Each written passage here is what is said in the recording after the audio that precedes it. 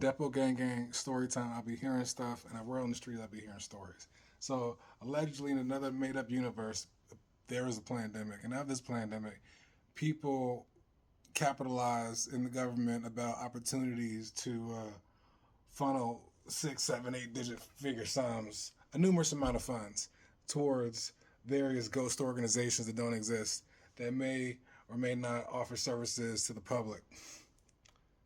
They didn't offer services to the public. And basically, the whole thing was a front and the funnel, and it goes up the chain. It goes up the chain pretty hard. If you Google some stuff, if you Google some stuff, sorry, it go up the chain, and basically it's wild. It's totally wild. And I got to see this. I got to see both sides of basically like how they say like allegedly how like a married couple may get married to like not be able to incriminate each other and stuff like that. And you can hear stories about that similar thing. That's a crazy thing from a random universe that actually might parody reality in some format in some way. I don't know how it could be. I'm just saying. I'm just saying. So that's just one example of a random paradox of like people doing some stuff, and someone might get caught. They might go hard and bring the whole thing down.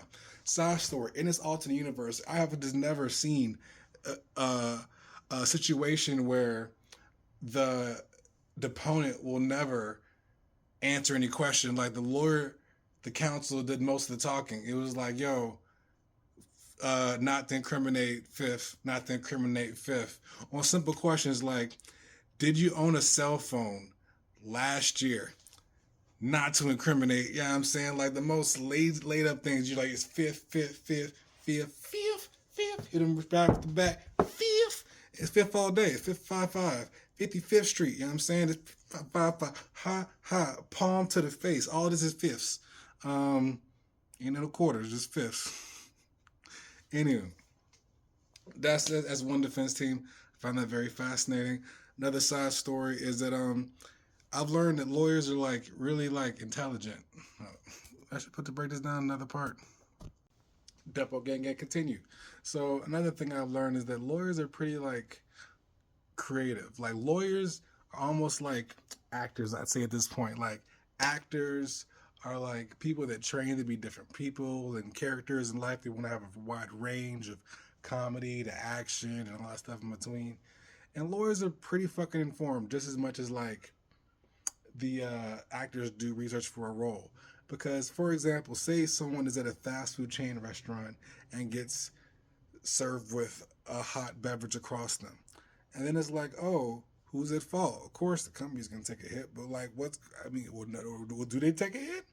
Was it the customer's fault? How do you justify this? How do you have to interview, get the testimony from each side? What they get summoned. People see, people tell stories. So amongst this, right? It's like, so these lawyers have to like overstand the complexities of the managerial process for those in the fast food market.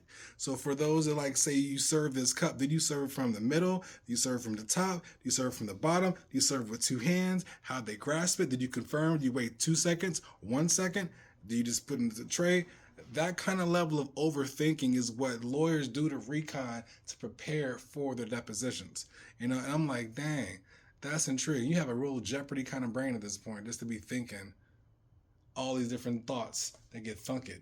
And I'm like, that's fascinating. It's just fascinating. It's a little story time.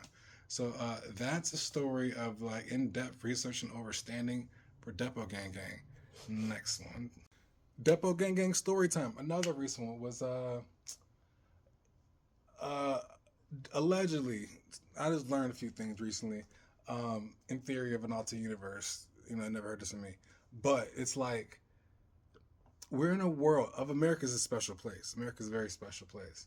And that a migrant, illegal person can get into an accident and not be at fault.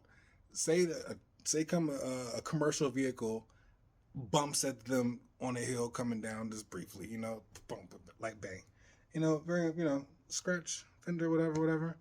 And then an illegal person without a driver's license and with a partner that's not their married partner can both get paid a significant amount and try to settle for damages, even if they have an alternate history of a variety of ailments within 5 years. And I just find that very fascinating. Like, Just the, and like in this alleged universe of someone claiming X, Y, and Z and such, it's like to not be illegal. Lawyers can't ask if they are legal people. You can't ask them if they have their papers. It's not even allowed. It's not a thing. America does this. No other country does this. America has the right to say, "Hey, you're a person here. You don't have to speak my language. I don't have to know if you're born here. You get counsel because you've been in an accident, and that can be admirable. I can see how that works out. You deserve it, right? You got hit. Whoopty whoopty whoop. I just find it fascinating with the underlying colors of the situation, where it's like, oh, I don't think that'll work in other countries like that. If you were, offended, like, I just don't know. I don't know how just the world. I hope so. I hope the world is so just. I could be naive. So of this, I just find it fascinating that and they can admit like, yo, I ain't got no license. We still drive. We drove here today. I ain't got no license. But I got hit though.